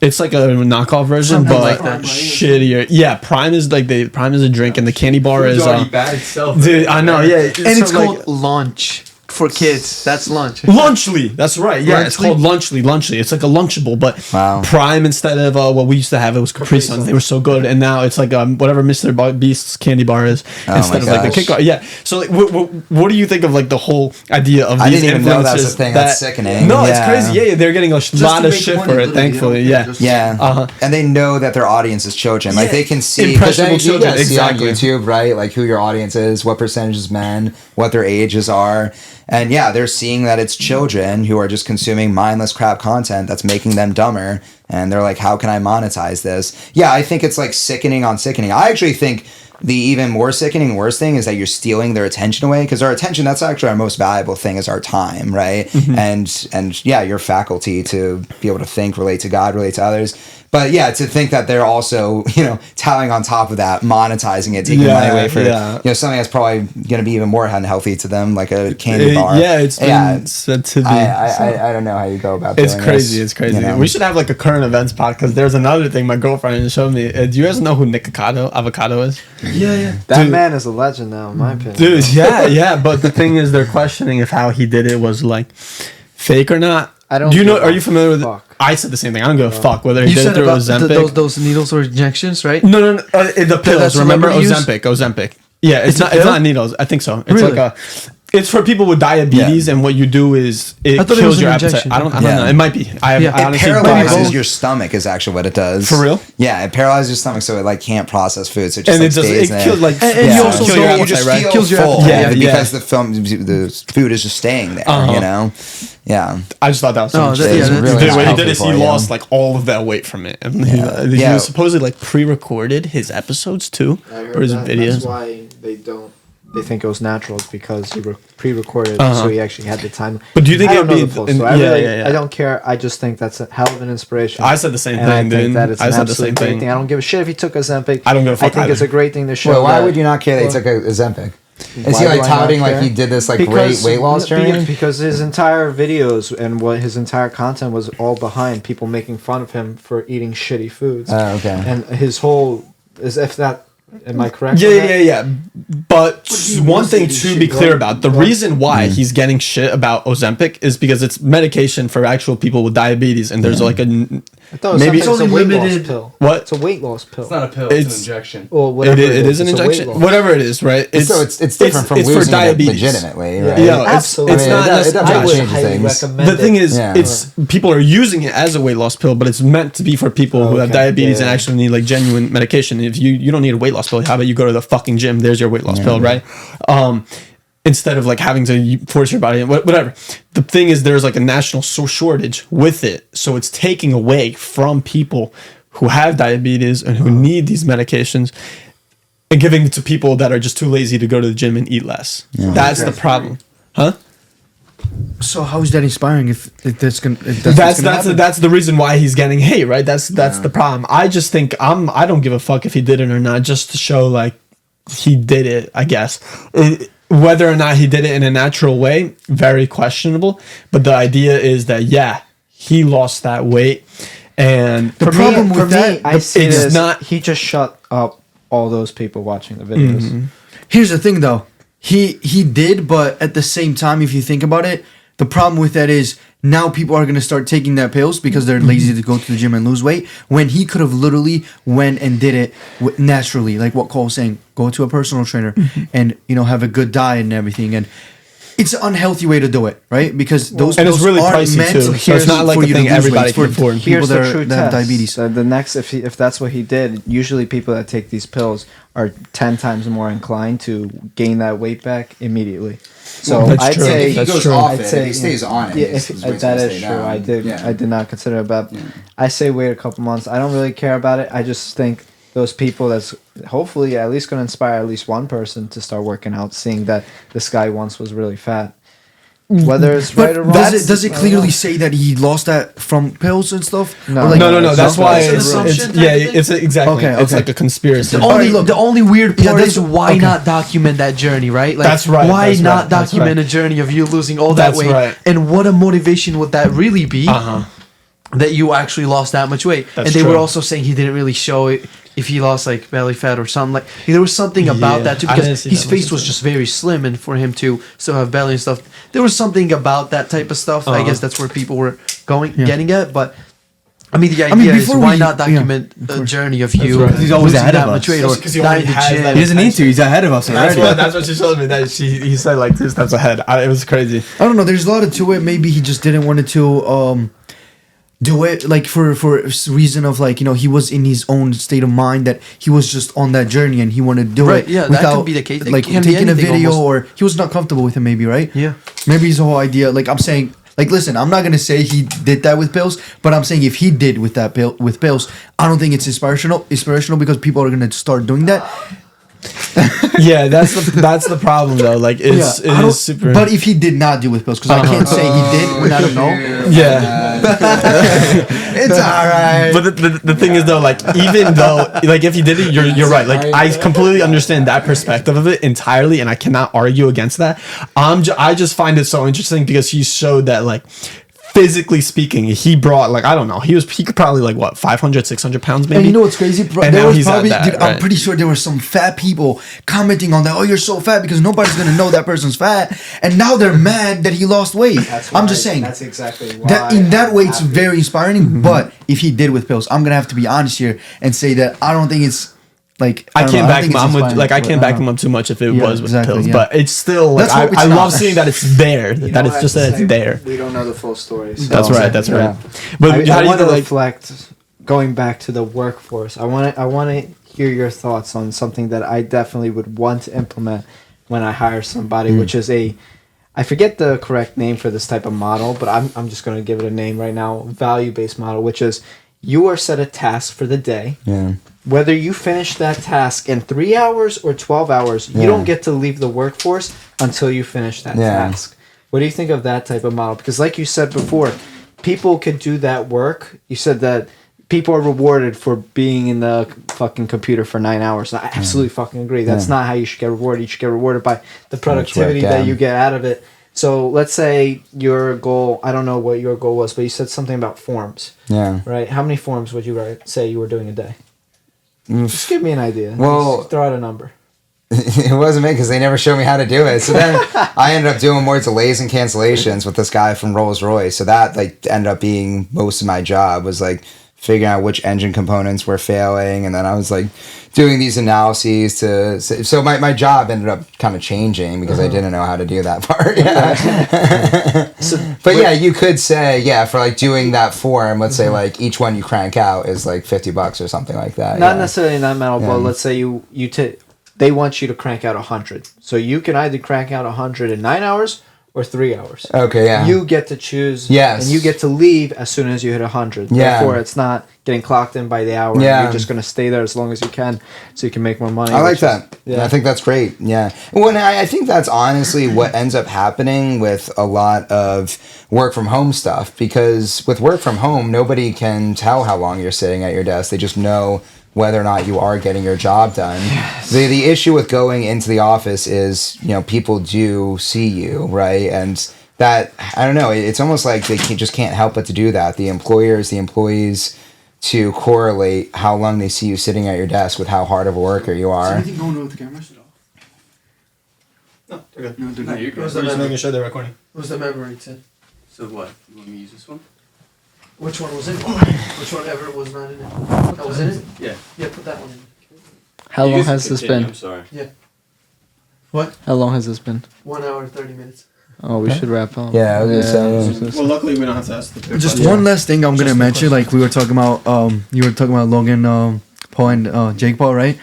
Here's the thing with not only those, right? Because I don't want to just kind of like be like, oh, those are the only guys that do that stuff. But in general, like people that are famous on YouTube or any other platform, you just got to think about like, because they also had some videos with like such a brain rot videos that I would just turn it on just to see how it was. Yeah. I wouldn't actually watch it to be interested Yeah. in stuff. It was like smash or pass, and then they had this like what's it called, OnlyFans girls and stuff, and then what they would do is like, can I see your boobs? Like that was their like pickup line or whatever, and the girls would actually do it, and then they would blur like Prime, and you had to buy it for like $2 or something. Imagine a kid would probably go and say, "Mom, can I get just $2?" They'll be like, "Yeah, honey, just go take my card."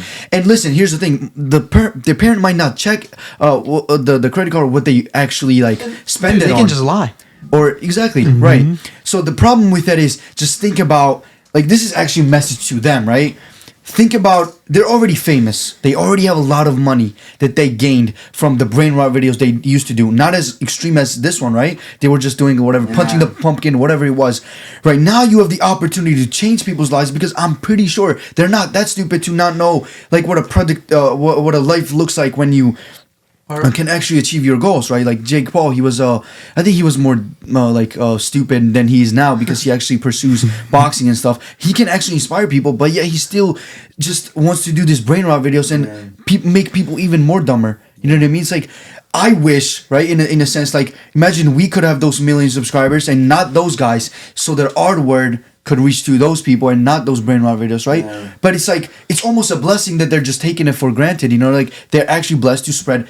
Because I'm pretty sure they're not that stupid to just be like I feel like they actually know what's good and what's bad.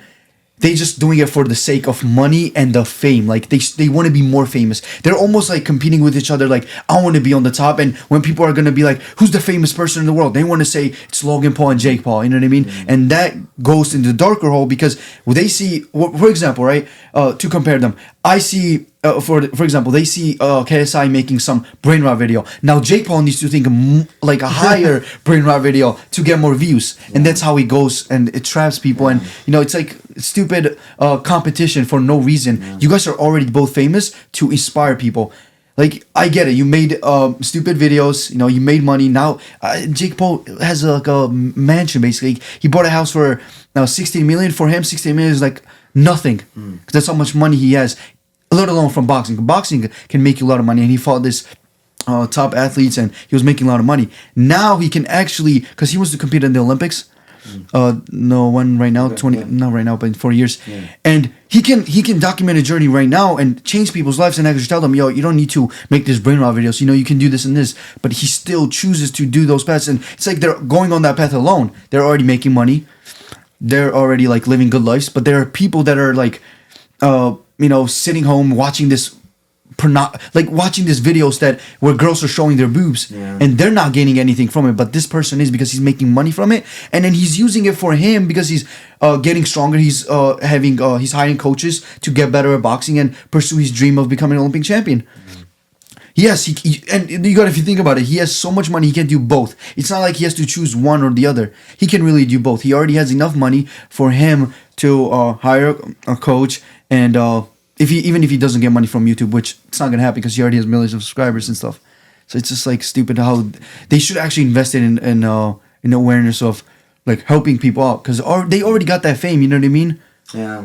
But I think greed. It's weird. Yeah, greed and vanity. These are sins that are a bottomless split, like lust. Like I just saw lust as a bottomless split, right? It didn't matter how many times I masturbated, how much porn I watched, how many girls stuff like that. It was just totally bottomless. I think it's the same thing for. I mean, vanity and fame. That vanity is that insecurity, that sin that is going to drive you to just lust after more and more fame, right? And then greed is obviously the one that's going to drive you to it's never enough money. And I think they are just hooked on that stuff, unfortunately. But then, you know, we as a society are pretty much victims of it because that is unfortunately you would think that you would want to structure a country where the people who are viewed the most and held up the highest are the best people and most virtuous people. That is not our society. The least virtuous people are the ones that are held up and championed the most. So, this is a lot about the human race too. We held up people who were the least virtuous. Well, it didn't used to be that way, but it's certainly that way now as things have degenerated. Like, I mean, we used to like men's like Benjamin Franklin and Thomas, like these were like, you know, socialites. Like they were the popular people at the time. Like there's Benjamin no like Franklin was anymore or anything. Yeah. Well, I think those were the people that actually get put down in the history books, but they probably weren't the most famous people at the time. I wouldn't say. It seemed like they were pretty damn famous. I think hedonism has existed. Yeah. And will continue to exist. It's just part of human. It's we're mischievous people. Yeah. Yeah. Yeah. The only thing is we can choose to limit it and we can choose to grow it. That's, I think, People will up still to the be- society, really. Yeah. And here's the thing, right? I think small voices can matter. The only thing is people think it doesn't, because small voices are the voices that the reason why I say it matters is because the people that are watching behind the screens, those are the small voices, and you reaching out to those small voices will be the change that then will be made, and then they will then drive away from those videos, and guess what? They won't get the views, they won't get as much money. They might switch up the narrative, and if they don't, the only thing you really took away, and the biggest thing, is drove those people away, at least one or two, from the brain rot videos. At least you got something good out of it. I mean, they're going to keep on making money. They're still going to have that much money, that much fame. Not everybody will understand your message.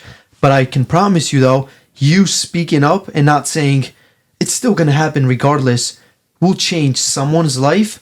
And that person then will go on and be that one person that will change the world into a better place. Just like how Logan Paul, just like how KSI or Jake Paul made that much money from brain rot stuff.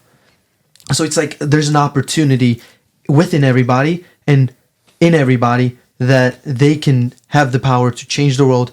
The only choice you really have to make is, are you doing God's work or are you doing devil's work? That's the split. Yeah. All right, should we move on to the questions? Oh, we already have Oh, we already question did? for you, actually. Oh, sweet. Okay, all right. I'll ask he's still a guest. Oh, yeah. The previous guest going to the Okay. next guest. As I already said. And then you're going to be able to ask It was Josh next speaking, bro. guest. You're not knowing who it is. Okay. Yeah, or what we're going to talk about. Cole, it's always a pleasure with you, man. Thank good you, talks, man. good talks. You know, it's fun enough. This question goes very well and end with you. The question that Oh, from dude, our this is previous perfect. guest It's is, crazy. why is finding God? I don't know why I wrote it like this. Why is finding God being important? Yeah, he said, Why- why okay, is why God is finding God important? important? And then he had another question extended to that. Well, it says, if you don't believe in God, Why don't don't you? you believe in God? Okay. So just focus on Okay. Yeah, because I was believing God. Yeah, why is finding God important? Well, I think that's literally, I don't think, like, I know that is what we were created for, is to have a relationship with our Creator. He didn't create us to just do whatever he wanted. He created us to be in relationship with Him.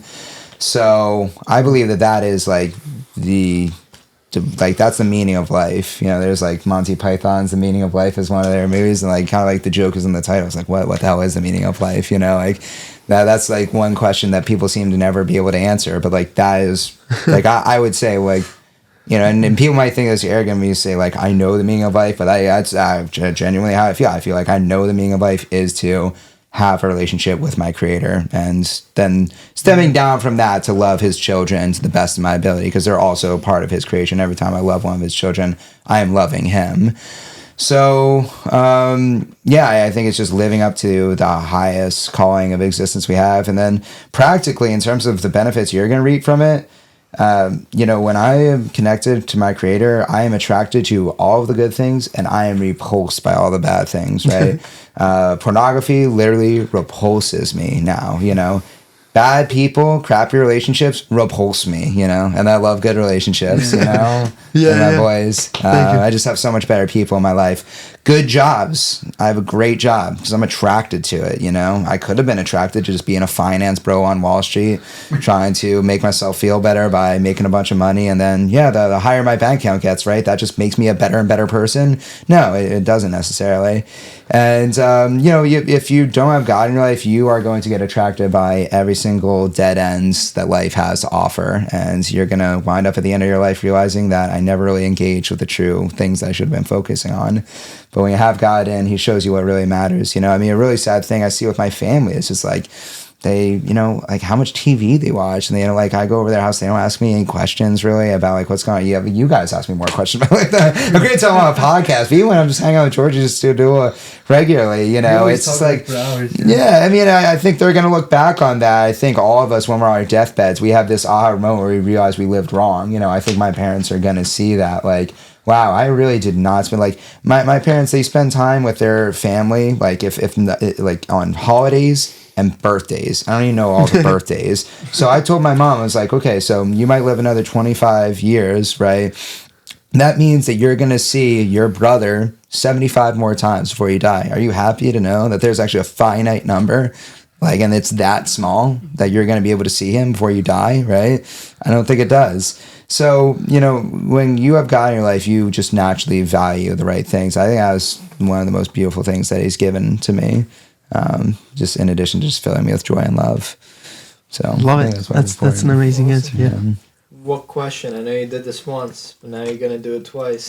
What question for the next Do you guest? remember what his first question was? Oh, it was, are the problems in America economic or moral? You know, and the kid, he Do you answered remember? with it Did being you moral. watch the I episode? did What the watch answer that was? one. Yeah. What was it? Did you like Yeah. that answer? Yeah, it was, I mean, you said it was moral, so he was like right off the alley with me. David. Shout out to Yeah. David. Yeah. Oh, that's right. Yeah. So what's your next? Okay. Make them My think next with this. question, I would like to make it based off of this. Yeah, I would Nah, say, give him a curveball. Yeah, like what? Okay, yeah. What is Do you remember last time we got a curveball? No. Wait, what? Yeah.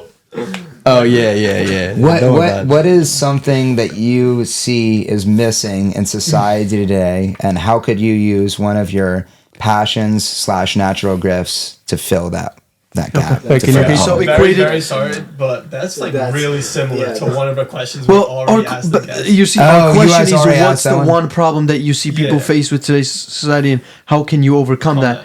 But this is more like you're focused on the purpose, like your passion towards Yeah, what, like what how you it- can you want do. to add that little twist to it instead. Like, Because I he mentioned Can we the do story New with one, okay. Okay. All right. Just so All it's right, not- all right. that was a really good question, though. Yeah. Yeah. Well, that's why you guys ask it, right? That's right. All right. Let me think for a second. Why did I get oysters that night? Okay, yeah. Who's the person that means the most to you in your life, and why? Who's the person? Who means the Oh. most to you in your life, and why? Good question. Interesting too for the next guest. Yeah. We would want to hear that. That would be an interesting one. Let's get to the quote of the fucking Yeah. day. Cole, remember the ritual, the guests we like to have. Yeah. Stay. All right, here we go. All right. You can never cross the ocean until you have the courage to lose sight of the shore. Andre Gade, yeah. What do you think of the Yeah. quote? I like it. Yeah. What do you think it means, Cole? Yeah. How did it speak to you? Yeah, like, you know, I would talk about this with my fitness business. Like, I didn't have a plan B. Like, I just had a plan A, which was to make that work. I think, you know, Burn that's the where- bridges. yeah, everybody wanted me to finish my degree, which, you know, maybe would have been smart to do. But the fact of the matter is, I just couldn't. I had no interest. I had no motivation. God was just not pushing me there anymore. And I think that's because of, like, all I needed was a plan A, you know. So, yeah, I think that having sight of the shore would have been like, having my degree and like always keeping my eyes out there for new engineering jobs just in case, you know, things aren't personal training. I don't have any of that. Like I only have one game plan, right? Which is just to make Keep on my, swimming. yeah, exactly. Personal training business thrive as much as I can. And stemming from that, all the other ministries that I want to engage with. Yes, sir. Love it.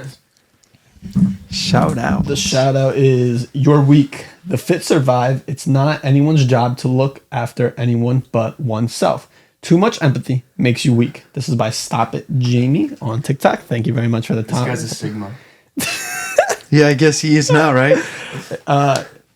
What do you guys think about that last statement? Too much empathy makes you weak. I think that was my that video, is right? a super non-Christian quote. I do not agree with Yeah. that quote. But That's like very Darwinian. That's like super, yeah, Nietzschean. Yeah, not good. I do not agree with that quote. I made that. Well, it was me speaking in that video. Oh, I it's a think it was shout about out, okay. you know, when we were talking about furries and stuff. And, weakness. No, it was a different one. It was where or was it that episode? no, it was about where you played it.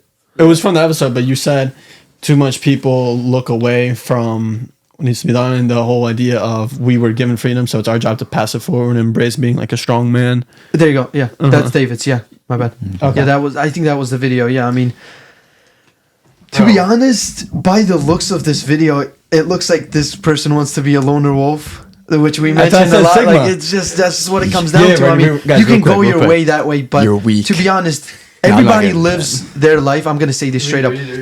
Everybody that wakes up every day lives their life not alone, but with everybody around them. So for you to say that you can do this alone and you don't need anybody else to look after you, I mean, I guess that can be a good motivating to push yourself, because at the end of the day, you have to be the one that tells yourself to go and get something. But when you attain that thing, you never attain it alone. And if you think you do, that's just arrogance and being a blind person on who actually helped you throughout the path, because you did not do it alone. Nobody that makes it does it alone. So it's just pride at the end of the day. And if that motivates you, go for it. But I think it is an unfulfilling point of view. Same. I don't really like the idea of the last statement is really throwing me off. Like, too much empathy makes you weak. Yeah. I guess literally speaking, sure, because you're putting other people's needs. Unempathy makes you weak, if you ask me. If you're not an empathetic person, that's when you're weak the most, because empathy actually takes more guts than anybody thinks. So I agree, and also the way this guy's speaking makes me think he's not empathetic enough. Like, that's just the way. He's Sigma. Sigmas aren't heard, dude. Sigma's Cole. This was fabulous. Thank you. I'm a son's words. I mean, I appreciate the honesty. I appreciate how straightforward this person is. But I mean, I would say just think about what we said and what we talk about in our episodes, and just open up yourself to being more empathetic, because you will see that there's greater things to chase when you actually love people around you. And this is why we do the shoutouts, so that they give us their point of view, and we give ours back, and then we come to a mutual agreement or something. So we love you all regardless. Come on and talk about this and discuss with us. We're welcome. I'm going to be honest. Cole, once again, I can't thank you enough. This was absolutely great. I learned so much from you. Thank you, Cole. Insights. You are such a you are. I know you say you weren't before in the past, but it feels like being a natural public speaker is just something that's been engraved in you since the beginning. So thank you, man. Keep on chasing your dreams. Absolutely. There's something about your conversations that just don't feel anything like a podcast. They just feel like a conversation. This was not a podcast. This was not a podcast. This was just like this is our bar on the weekend type shit. If you enjoy conversations with Cole, let us know, guys. Absolutely. We're definitely gonna have you more. Cole, I know you did this once, but where can people find you? So doing personal training, it's myhealthrevamp.com. Yep. And they'll post the link, I'm sure, in the websites. You can reach me at Cole and myhealthrevamp.com. Cole _ personal trainer on Instagram, right? Or my Instagram is just at myhealthrevamp.com. Oh, really? Yeah. Okay. Although I don't use... Or sorry, no, there's no .com. It's just at myhealthrevamp, yeah. But I don't use Instagram a ton, so it's easier to email me at call@myhealthrevamp.com. Yeah. Or just drop your number. I mean, you can do that. Yeah, we'll see. Actually, if you go to my website, you'll be able to call me anyways. But and shout out to the nonprofit organization. That's a big one. Screennewjersey.org. Yeah. That's the number one thing. If there's anything people can do to help me and just to help our country in general, help to get age verification legislation passed in your state, whether you're in my home state of New Jersey, you want to collaborate and help me out in some way, or if you're in PA where it's been proposed there but it hasn't been passed through yet. There's a lot of states. You can see a whole map of where it's been passed and hasn't. But yeah, go to that website, screennewjersey.org, and it's all spelled out like New Jersey. It's not abbreviated NJ. It's fully spelled out. You'll be able to see my story, read through the bills and things like that. It's good to educate yourself on and just let people know about, because, I was at an event yesterday, and spoke to hundreds of people about this bill, and just nobody knows about it until I tell them about it. That's so crazy. The media is not talking about it. So if you can just get the word out there about it to people, it's just such a massive help. Yes, all of these links are going to be absolutely everywhere. We should do a collab on that. Check them out. Somewhere, somehow. Oh yeah, again, some of your conferences. We can help you out. Dude, we actually want to come to the conference. That would be awesome. Like 5 young guys actually talking about these type of stuff that have a podcast. I mean, I think we can reach out to, now that we have 1K subs, and I mean, we don't get that many views, but I would say we get enough for people to be reminded that same thing over and over again. And you never know when a video blows up, right, on social media. So if you need any help, just let us know. We're with you, Dude, thank you so much, man. I appreciate you guys. Love you. Seriously. Cole, you have the chance to make us go back to back, which was something that we were in the largest drought of in filming. Yeah. Do you remember our end? Okay. What we say at the end? It was Think Big, Grow Big. Let's go. 2 for 2. I just wanted to have some Jacob finish.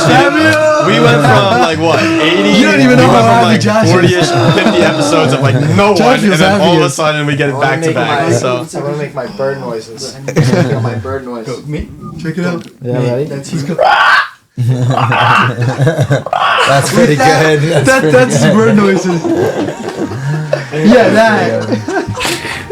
We'd stop. We'd actually.